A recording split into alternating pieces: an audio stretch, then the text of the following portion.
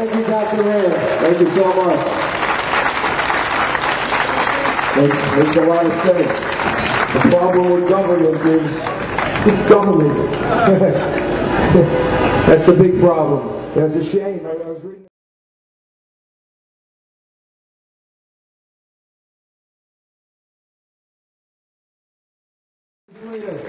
Peter Schmidt. We've been talking pretty much on a weekly basis.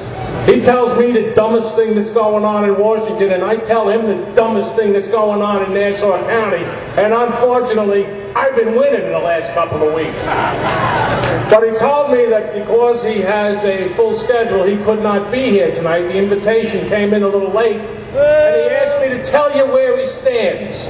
So before I tell you where I stand, I want to tell you where Congressman Pete King stands. This is his words. I assure you that I will continue my fight against the health care proposals supported by President Obama and his allies in Congress. This legislation would hurt senior citizens, overburden our businesses, cut jobs, and add dramatically to our deficit and debt. Most significantly, it would lead to nationalized government-run health care, which has failed in Europe and Canada. I opposed Hillary Clinton's health care legislation when I first came to Congress 17 years ago, and I've continued to oppose government-run programs ever since. I am gratified that so many Americans are speaking out against the excesses of the Obama administration. Pete King is his words. I am the only member of Congress from Long Island who opposed the stimulus bill, the Obama budget, and the cap and trade legislation, and is committed to opposing the so-called health care reform legislation. I am gratified that so many of my constituents are standing with me in this fight, which at times has been lonely over the years. That's Congressman Peter T. King, our congressman, one of the few who gets it.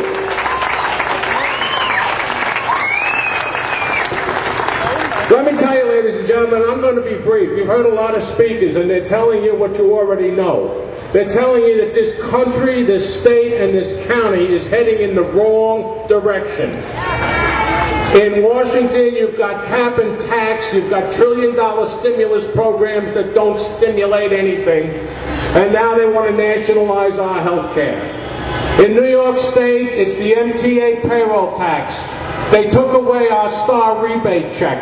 They raised our income taxes $8 billion.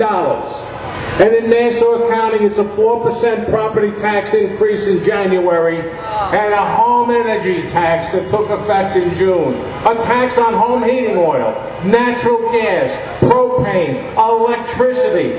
You can choose not to go out to dinner. You can choose not to take a vacation if times are tough out there. But we can't choose not to run our refrigerators, and we can't choose not to have heat in our house when our children are sleeping upstairs.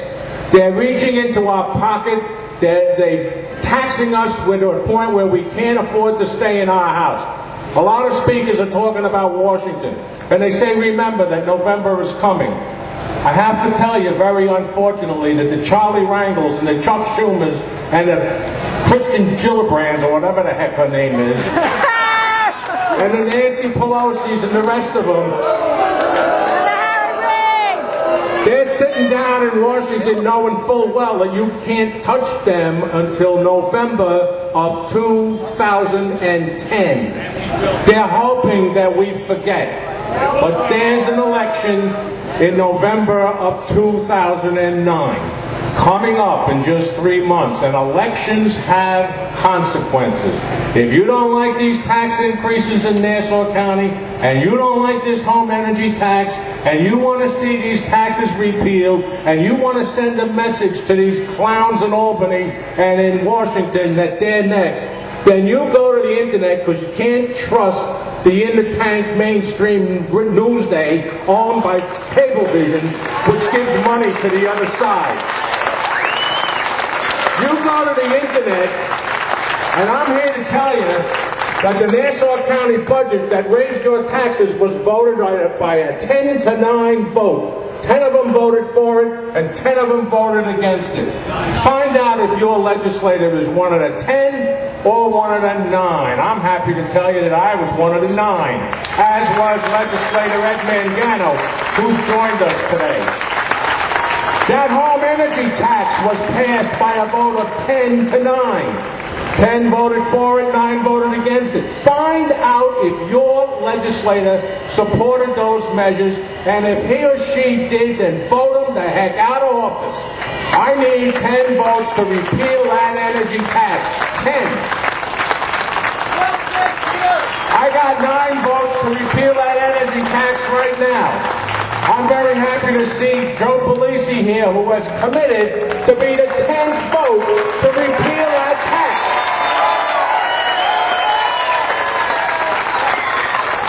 And I have to tell you, and I haven't told you who the 10 are, and whether they're Republican or Democrat, because I don't want to make it political.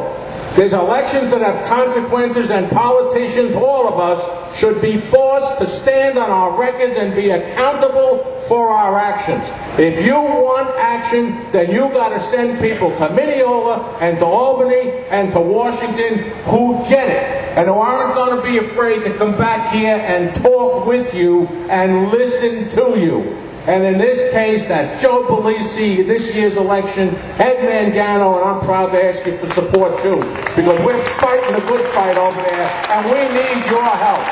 Thank you all, and God bless America. Thank you, Steve.